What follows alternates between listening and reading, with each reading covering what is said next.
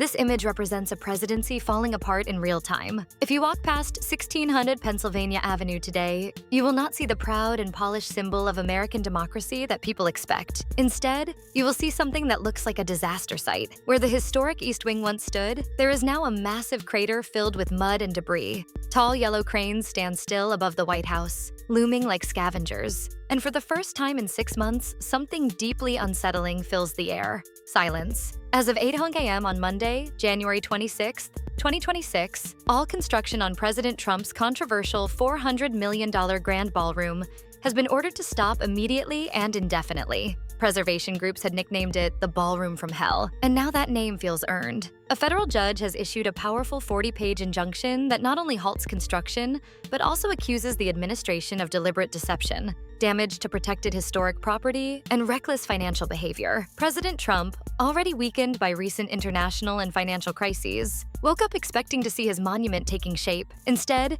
he found a federal marshal attaching a cease and desist notice to the White House construction fence. The project has collapsed before his eyes. The official reason is simple: the money is gone. The private donations that were supposed to fund the ballroom disappeared after the recent financial crash in Japan. Without that money, the judge ruled that the president is effectively occupying public land illegally and destroying national heritage without lawful funding. This report explains how this court order came to be, how the demolition of the East Wing turned into a political disaster, how wealthy donors quietly vanished, and why this empty construction site has become a perfect symbol of a presidency that has run out of momentum. The president wanted a palace. What he got was a hole in the ground. To understand how serious this ruling is, we need to go back to late 2025. Shortly after his inauguration, President Trump announced the most aggressive renovation in the history of the White House. He said the existing East Room was too small, unattractive, and embarrassing for hosting foreign leaders. In private messages that later leaked, he described the facilities as third world. His solution was the Grand Ballroom, a massive 90,000 square foot expansion inspired by European palaces. It would feature gold detailing, 30-foot ceilings, and a victory balcony facing the Treasury Department. The price tag was enormous: $400 million. Trump promised the public that taxpayers would not pay anything. He claimed wealthy, patriotic donors had already committed the full amount. He described it as a gift to the nation. But the real cost was not only financial, it was historical. To build the ballroom, the administration insisted that the East Wing had to be demolished. This meant destroying the family theater, removing the First Lady's offices, and digging up historic gardens.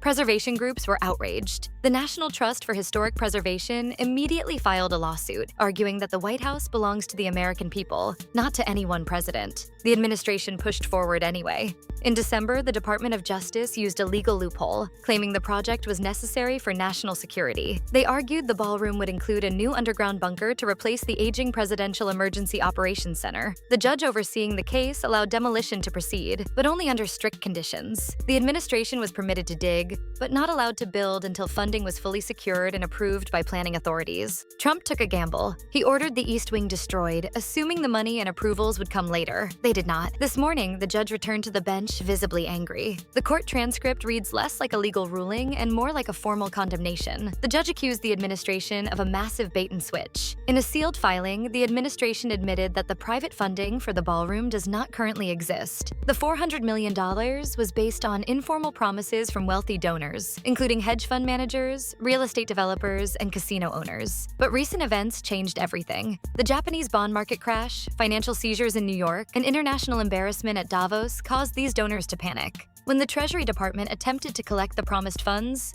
donors stopped responding, then exposing the White House to surveillance, drones, and underground threats. The glass-walled ballroom design was described as nearly impossible to protect. The Secret Service warned it would be vulnerable to snipers and electronic spying. This proved the administration had misused national security claims to bypass preservation laws. As a result, the ballroom is now legally defined as a vanity project. Under federal law, historic monuments cannot be destroyed for personal legacy projects. The political optics are disastrous. Trump, a man obsessed with image and control, now lives next to a mud pit. His bedroom window overlooks dirt, cranes, and fencing. For months, staff meetings were disrupted by construction noise. Now the silence itself is humiliating. Every foreign leader who visits must pass the construction site. Every televised White House segment shows idle cranes in the background. The unfinished pit has become a permanent symbol of failure. Focus groups question why a $400 million ballroom matters while basic living costs rise. Republican lawmakers are privately furious, forced to defend an indefensible situation. The judge gave the administration 30 days to secure funding. Alternative options are limited. Diverting military funds is prohibited. Foreign funding would violate constitutional law. The most likely outcome is restoration of the site. If that happens, the ballroom will exist only as a failed idea. A patch of new grass will replace a historic structure. The East Wing once housed decades of history, serving as the public entrance and home of the First Lady's staff. Its destruction disrupted White House operations and internal dynamics. Reports suggest deep frustration among senior staff and the First Lady's office. The court ruling reinforces a critical principle. The president is a steward of national property, not its owner. From now on, every White House renovation will face strict scrutiny. Construction unions walked off the job before the ruling, demanding payment assurances. The administration could not provide them. The judge's order merely confirmed reality. Perhaps the most alarming revelation is that the national security justification was entirely false. The existing Situation Room was recently upgraded and fully functional. Intelligence officials testified that placing secure operations beneath a ballroom was reckless. The judge has ordered the administration to produce donor documents immediately. If those documents reveal false claims, criminal investigations may follow. This construction failure caps a week of cascading crises: international embarrassment, financial collapse, property seizures, and now a massive hole in the ground at the White House. The presidency cannot build, cannot borrow, and cannot bluff its way forward. The unfinished site stands as undeniable proof. The builder president has become the destroyer president.